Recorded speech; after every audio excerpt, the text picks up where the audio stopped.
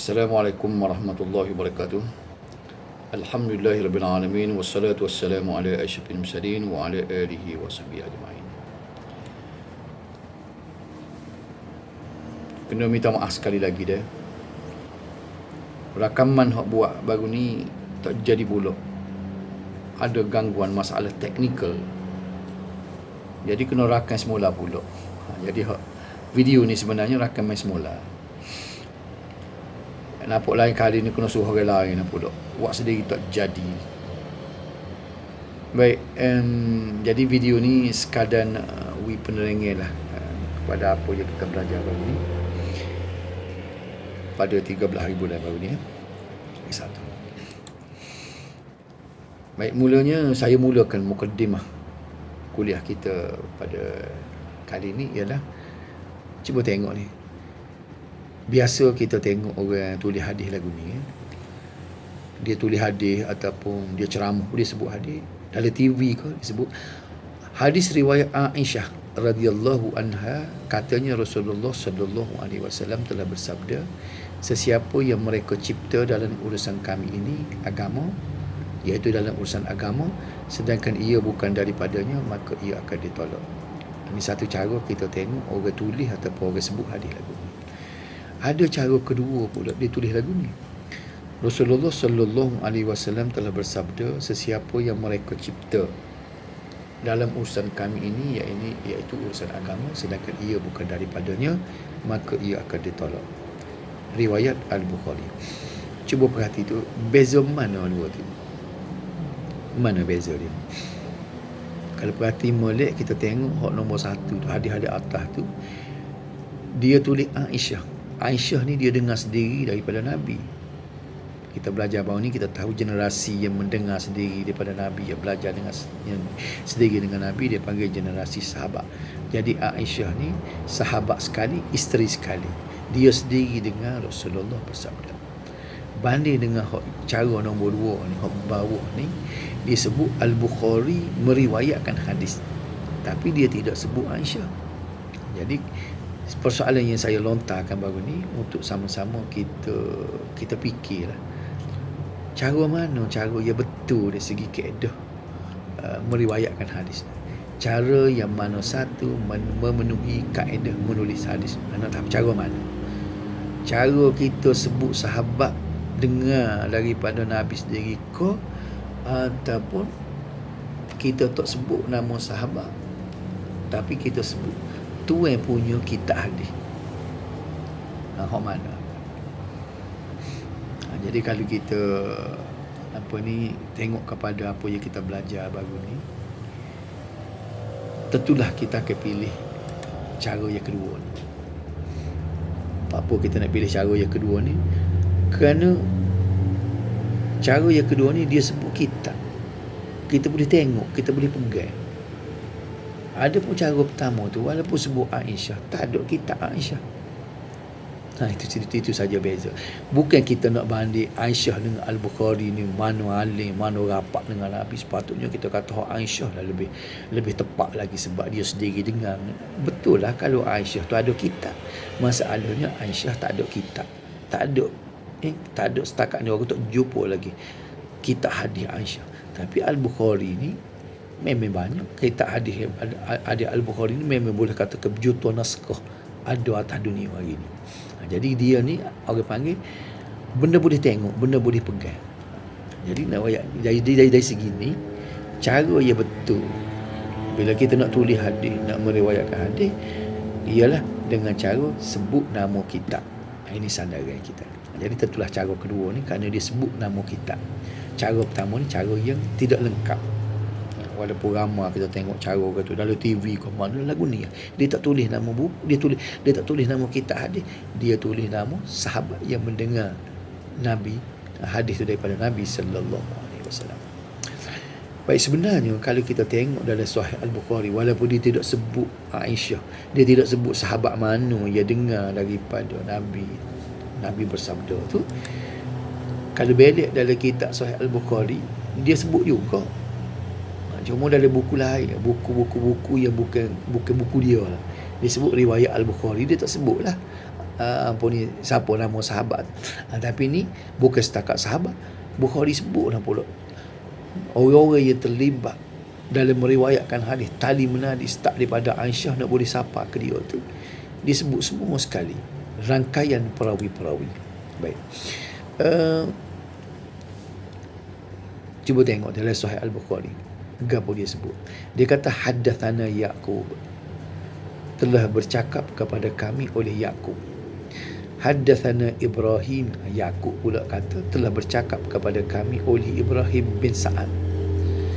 Ibrahim bin Sa'ad pula dia ambil mana hadis ni? Dia kata an abihi, daripada ayah dia. Ayah dia pula ambil mana? Anil Qasim bin Muhammad, daripada Al-Qasim bin Muhammad. Al-Qasim bin Muhammad ni dia kata an Aisyah taqalat, daripada Aisyah. Aisyah berkata, dia baru ambil daripada Aisyah, maka Aisyah berkata qala Rasulullah sallallahu alaihi wasallam, telah bersabda Rasulullah sallallahu alaihi wasallam, man ahdatha fi amrina hadha ma laysa fihi fa huwa raddun. Hadis kita belajar kita tengok dah baru ni minggu lepas. Baik, walaupun dalam cara periwayatan hadis nombor 2 tu dia hanya sebut Al-Bukhari, tapi kalau kita rujuk kepada kitab Al-Bukhari ada benda tu, bukan setakat Aisyah orang yang mendengar hadis daripada Nabi sallallahu alaihi wasallam, orang lain pun dia royak tali menadi nak boleh sapa ke dia tu melibatkan 4-5 orang lagi perawi. Jadi kesimpulannya, apabila kita nak meriwayatkan hadis, nak tulis hadis, nak sebut hadis kat orang, ia mustahaknya kita sebut nama tuan punya kitab. Ini orang panggil metodologi, cara dia. Baik, kita pergi kepada tajuk kita bahagian yang kedua, iaitu bahagian yang kedua, itu pembahagian ulumul hadis. Tajuk subjek kita ni ulumul hadis, ilmu-ilmu yang berkaitan dengan hadis, selok-belok hadis. Jadi sebagaimana pada minggu lepas kita dah belajar bahawa seperti Al-Hazimi, seorang ulama hadis, dia kata ulumul hadis ni cabai-cabai ilmu dia sampai ke 100. Sedangkan Ibn Salah kata 50 sahaja. Itulah antara pendapat ada 3 pendapat yang kita tengok pada minggu lepas tu. Baik, walau macam mana pun secara pembahagian besar, walaupun banyak cabai-cabai ilmu hadis tu, pembahagian besar tu dia bagi 2. Secara umumnya ulumul hadis terbahagi kepada 2. Ini pembahagian besar, kelompok besar, iaitu ilmu hadis riwayah, ilmu hadis dirayah. Kalau kita buat cara pembahagiannya beginilah, ulumul hadis ni kalau kita bagi 2, so-nya ialah ilmu hadis riwayah, satu lagi ialah ilmu hadis dirayah. Tengok tulisan dia tu supaya kita dapat sebut dengan betul lah. Ilmu hadis riwayah, ilmu hadis dirayah. Gapo dia ilmu hadis riwayah? Ilmu hadis riwayah ialah satu cabang ilmu yang mengkaji tentang periwayatan hadis-hadis Rasulullah sallallahu alaihi wasallam dari segi teksnya, seperti memahami lapah-lapah yang terkandung di dalamnya. Ini penekan ni atau pertumpuan ilmu hadis riwayah ni, iaitu dia mengkaji tentang teks itu sendiri, lapas lagu mana sebut dalam hadis tu, hadis sebut lagu mana, macam mana kita nak faham teks itu, pengertian dia lagu mana, apakah faedah yang boleh kita ambil, pengajaran yang boleh kita ambil daripada hadis itu. Ini di bawah ilmu hadis riwayah. Adapun ilmu hadis dirayah pula ialah suatu ilmu yang mengkaji tentang hakikat riwayat, syarat-syarat, jenis-jenisnya, serta rijal ataupun perawi. Perawi dia panggil rijal. Perawi atau perijal tu dalam ilmu hadis ni istilahnya sama makna. Jadi ilmu hadis dirayah ni dia tidak tengok matan hadis tu, apa yang diberi tumpuan ialah kepada perawi-perawi, siapa yang meriwayatkan hadis itu dan syarat-syarat yang lain. Jadi benda yang berkaitan dengan perawi ni masuk di bawah ilmu hadis dirayah. Ia juga termasuk kajian tentang hadis daripada aspek penerimaan dan juga penolakannya serta kepahaman tentang nas atau teks hadis. Daripada sinilah dia boleh buat satu rumusan sama ada sesuatu hadis daripada ilmu hadis dirayah ni lah. Akhirnya dapat diketahui sama ada hadis itu layak diterima ataupun ianya mesti ditolak. Ambil contoh sinilah untuk kita mudah faham di mana duduknya ilmu hadis riwayah, di mana duduknya hadis dirayah ni. Cuba tengok, katakanlah kalau kita buka daripada kitab Tirmizi tu, dia akan sebut serupa dengan Al-Bukhari tu juga, iaitu nama-nama perawi, nama rijal.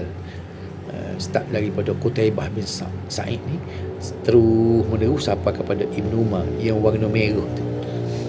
Warna merah tu ialah tali menali daripada Ibnu Umar, dia ambil oleh pada Mus'ab bin Sa'ad terus menerus sampai kepada Qutaibah.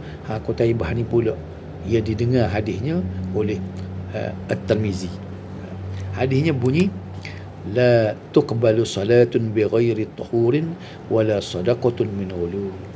Tidak diterima solat tanpa bersuci dan tidak diterima sedekah daripada harta penipuan, harta tak betul.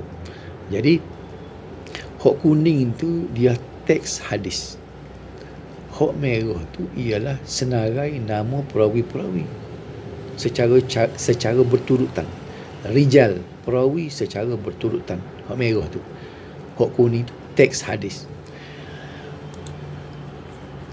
Perawi, senarai perawi-perawi ni bermula daripada Ibnu Umar tu naik ia dengar hadis daripada Nabi tu sampai kepada Qutaibah, terus kepada tuan punya kitab iaitu Tirmizi sendiri. Itu orang panggil sanad. Sanad. Jadi sanad ni apa dia? Iaitu senara ataupun nama-nama perawi secara berturutan, senarai perawi-perawi berturutan, bermula daripada sahabat yang mendengar hadis daripada Nabi sampai kepada tuan punya kitab. Jadi 7-8 orang perawi tadi orang panggil dia sanad, rantai. Sanad-sanad dia rantai perawi. Ada pun hok kuning tu, itu teks hadis pula, orang panggil dia matan. Asalnya matnun. Sebut yang biasanya matan. Jadi hadis ni ada dua komponen. Sesuatu hadis yang lengkap ada dua komponen, ada sanad, ada matan. Sanad ialah rantaian perawi, matan ialah teks hadis. Sanad dan matan inilah dua komponen ini membentuk suatu hadis secara riwayat. Jadi hadis yang lengkap, kalau nak orang kata kalau nak penulisan hadis yang lengkapnya mesti ada sanad dan matan. Baik. Ilmu riwayah yang kita belajar tadi, lokasinya sini, tempat dia sini. Dia membicarakan matan. Tempat duduk dia matan. Hijau dia ialah dia tengok matan, dia cek matan. Ini hijau hadis riwayah. Adapun dirayah ni, hijau dia ialah pada sanad. Ini tugas berbeza. Tugas dirayah semok sanad. Tugas riwayah semok matan. Okay. Katakan ini contoh. Kita tengok contoh tugas. Cerita apa ni, hijau masing-masing. Biasa kita dengar orang baca, terutamanya masa musim-musim Maulidur Rasul ni lah. Dengar orang ceramah. Dia sebut laula kama khalaqtul aflak. Dia kata ni hadis Nabi ni. Kalulah tidak kerana mu, hai Muhammad. Kalulah tidak kerana mu, wahai Muhammad, ma khalaqtul aflak, nescaya tidak kujadikan cakrawala ini. Jadi makna hadis ni sebut, dia kata hadis lah, makna dia nya, kalulah tidak kerana mu, hai Muhammad, langit, bumi, matahari, planet apa semua sekali ni aku tak buat. Kalau tidak kerana ada mu, aku buat ni benda-benda gini semua makhluk yang aku buat ni kerana mu. Ni dikatakan hadis. Betul ke tak hadis ni? Inilah kerja ulama-ulama hadis untuk dia semok, dia cek tengok betul ke tak hadis. Masuk dalam bengkel, katakanlah masuk dalam makmal dalam bengkel ni, tak ada masuk bengkel dirayah lagi. Tak ada nak semok lagi perawi mana yang merawikan hadis ni. Adakah boleh percaya perawi yang meriwayatkan hadis ni? Masuk dalam bengkel ilmu hadis riwayah, sudah pun dapat mengesan bahawa dia ni bukan hadis. Mana duduknya? Kerana ilmu hadis riwayah ni dia cek matan kan. Jadi ini kerja dia. Mana dia ceknya ialah ungkapan laulaka. Ni salah ni, dari segi nahwu salah. Mana tempat duduk dia? Ni sini ka ni. Dari segi nahwu, dari segi grammarnya dia tak boleh kata ka, dia kena anta. Semua dua-dua ni makna dia serupa. Ka dengan anta, kamu belaka. Cuma kalau kata kod Melayu dah, ka ni maknanya mu, anta ni kamu. Kalau dalam bahasa Melayu sendiri pun ada beza dua tu tempat duduk mu dengan kamu. Biasa mu duduk belakang, kamu duduk depan dak. Rumahmu, kepadamu, olehmu. Jadi mu tu biasa duduk belakang, orang tak boleh depan. Mu datang, mu pergi. Tu bahasa kecek Kelantan boleh lah, tapi dalam bahasa Malaysia orang tak kata mu datang, mu pergi, mu baik, mu tinggi, mu rendah, kena bubuh kamu. Jadi kamu kalau dalam bahasa Arab ni ialah anta, kalau ka ni mu. Jadi ungkapan laula ka ni dia tak boleh duduk ka. Ni dari segi nahwu lah, dia katakan laula anta. Jadi ulama hadis boleh kesal hadis ni dia kata tak kena grammar ni, salah nahwu. Sebab apa? Tak boleh kau kalau salah nahwu. Tak boleh lah. Sebab apa? Sebab Rasulullah sallallahu alaihi wasallam Tuhan beri mukjizat walaupun dia ni ummi, tak reti baca, tak reti nulis, tapi percakapan dia nahwu lengkap, tak salah nahwu, tak salah grammar. Ini yang mengkagumkan pujangga-pujangga, ahli-ahli syair, ahli-ahli sastra, para sastrawan Arab Quraisy pada masa tu. Ia terkenal dengan tingginya kesusastraan mereka, tapi dia kagum dengan kebolehan dia ada pada Nabi kita Muhammad sallallahu alaihi wasallam. Jadi Nabi ni orang yang tak salah grammar, tak salah kecek nahwu ni, tiba-tiba kecek salah lagu ni, tentulah tidak munasabah. Jadi hadis ni ditolak betul-betul. Tak ada masuk lagi nak cek perawi, cek dengan matan hadis ni pun sudah pun KO dah. Tak boleh terima dah. So lagi misalnya kalau kita biasa dengar juga hadis ni, utulubul ilma walau bisin, tuntutlah ilmu walaupun ke negeri Cina. Kalau ni grammar tak salah, tapi orang panggil ayat kampung, ayat tak ada standard. Ayat ni tidak layak dituturkan oleh orang kelah, orang yang kecek kelah. Dia kecek dengan bahasa indah Nabi.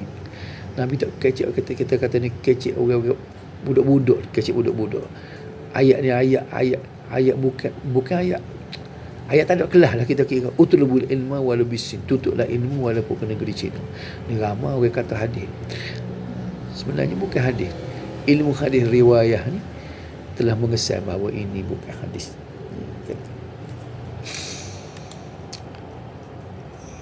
Cuba kita tengok Tirmizi. Satu contoh ni. Ni ilmu hadis dirayah ni, dia cek sanad. Lagu mana dia cek sanad? Di sana ni dia nak tengok seorang-seorang. Ibnu Umar ni siapa dia? Sahabat. Okey. Mus'ab bin Sa'ad ni siapa dia? Sammak ni siapa dia? Straight sampai kepada Qutaibah ni siapa dia? Tirmizi sendiri tu siapa dia? Semua benda-benda ni semua ni orang-orang senarai nama orang-orang ni dia cek satu persatu. Ulama telah tulis, orang panggil ada buku biografi perawi-perawi. Semua ni ada riwayat hidup, biografi, lahir bila, mati bila, belajar mana, sejarah hidup dia, mengembara ke negeri mana, dengan siapa dia belajar. Tu ulama dipanggil itu riwayatul ruh, macam biografi perawi. Setiap orang ada dalam biografi masing-masing, menyebabkan orang boleh semok tengok apa tujuannya nak tahu biografi tu, nak tahu dia jumpa, nak tahu bersambung ataupun tidak antara satu perawi dengan perawi yang lain. Kita ambil contoh lah, saya sebut contoh lah walau sini. Qutaibah bin Sa'id ni katakanlah dia duduk satu negeri. Abu Awanah ni pula duduk dalam negeri lain. Dalam sejarah dia, Qutaibah ni tak pernah tubik daripada negeri kot dia lahir tu. Abu Awanah pun tak pernah tubik pada negeri lain. Lepas nak jumpa lagu mana dua ni? Jadi dua ni tak pernah jumpa. Maka kalau dia katalah, Qutaibah kata dia ambil hadis daripada Abu Awanah, itu tak betul. Sebab dua-dua orang ni tak lagi jumpa. Satu. Yang kedua pula, dia tengok pula dari segi tarikh lahir. Katakan duduk satu negeri. Qutaibah ni duduk satu negeri dengan Abu Awanah. Tapi walaupun duduk dalam satu negeri, dia tak jumpa pasal apa. Sebab Abu Awanah mati ni, Qutaibah kecil lagi. Ataupun Qutaibah tak lahir lagi. Tak menasabah nak pergi belajar hadis dengan Abu Awanah. Dia ni kecil ataupun dia mati. Dia tak lahir lagi, kawan dia mati dah. Situ juga dia ambil kira.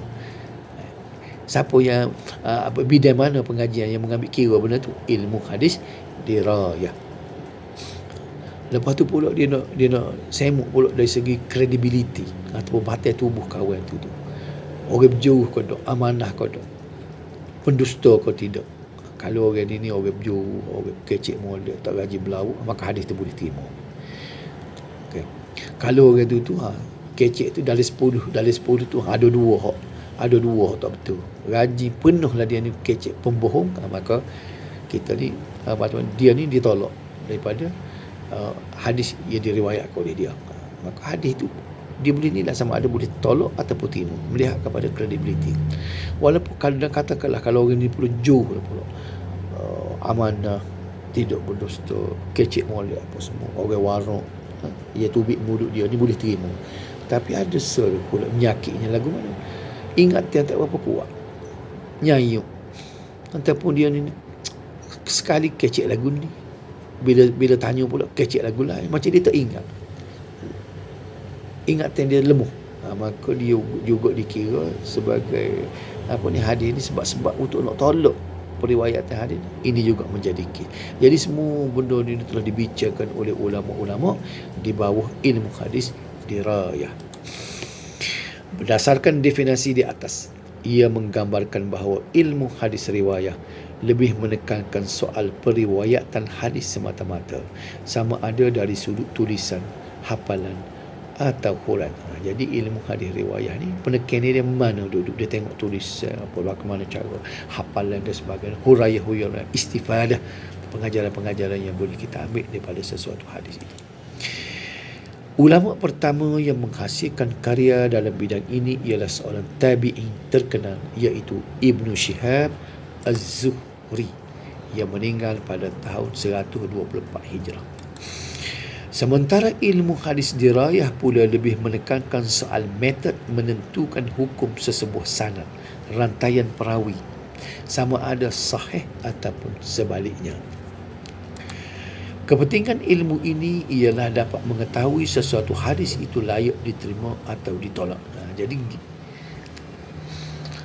peranan besar ilmu hadis dirayah ni, kerana dialah yang akan menentukan sama ada hadis itu ditolak atau diterima.